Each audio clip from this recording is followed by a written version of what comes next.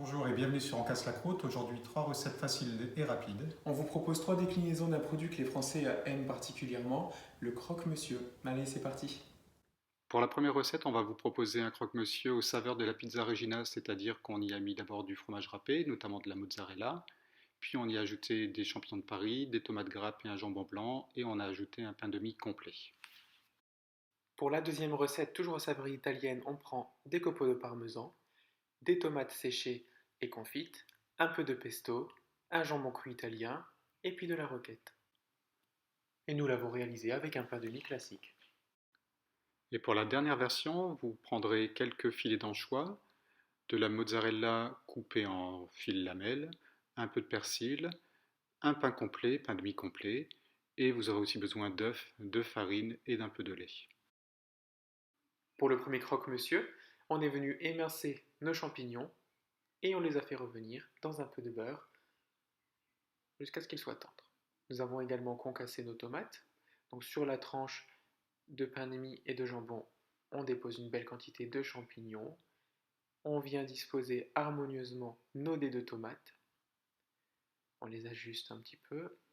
Et enfin, notre mélange de 3 fromages, mozzarella, masdame et mental, qu'on vient disposer généreusement sur notre croque. On referme et ça part en cuisson au four une quinzaine de minutes. Alors sachez que nous, on a décidé aussi de mettre un petit peu de fromage au-dessus pour avoir, là encore, un résultat un petit peu plus gourmand encore.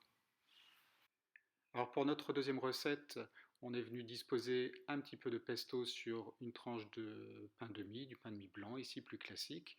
Soyez assez généreux. Et puis sur ces tranches de pain de mie, vous allez venir disposer des lamelles de tomates séchées, tomates confites. Soyez généreux avec les deux quantités, essayez de trouver un bon équilibre parce que le pesto et les tomates confites sont deux saveurs assez fortes. Il faut que les deux soient présentes dans le croque-monsieur. On referme et puis pour ce mode de cuisson, on a choisi un appareil à croque-monsieur classique, donc une cuisson un petit peu plus classique. Et vous allez voir qu'une fois qu'il est bien grillé, bien doré, on va venir le disposer sur une assiette et puis disposer sur le croque-monsieur un peu de jambon cru, des copeaux de parmesan et un peu de roquette.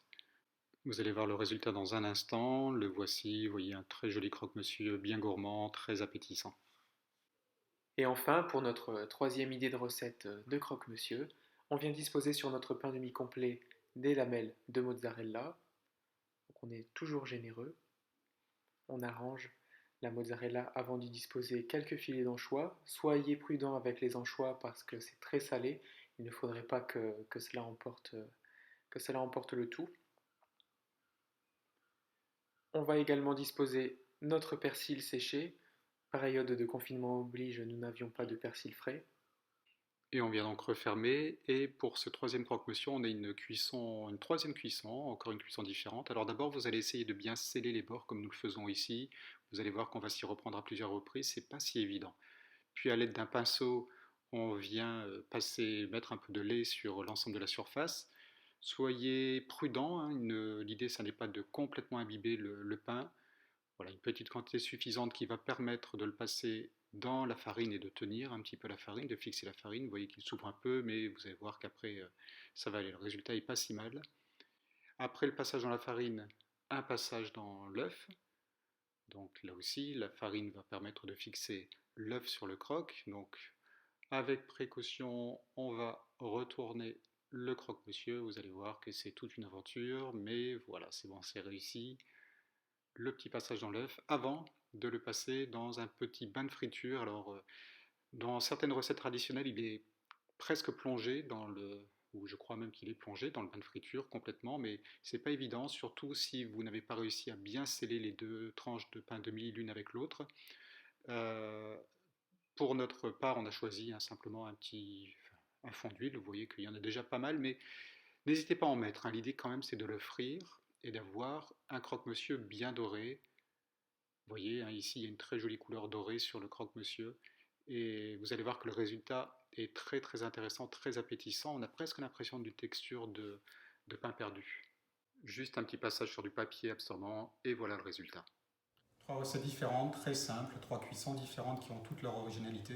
On espère vous retrouver très vite sur On casse la croûte pour partager de nouvelles recettes. À bientôt.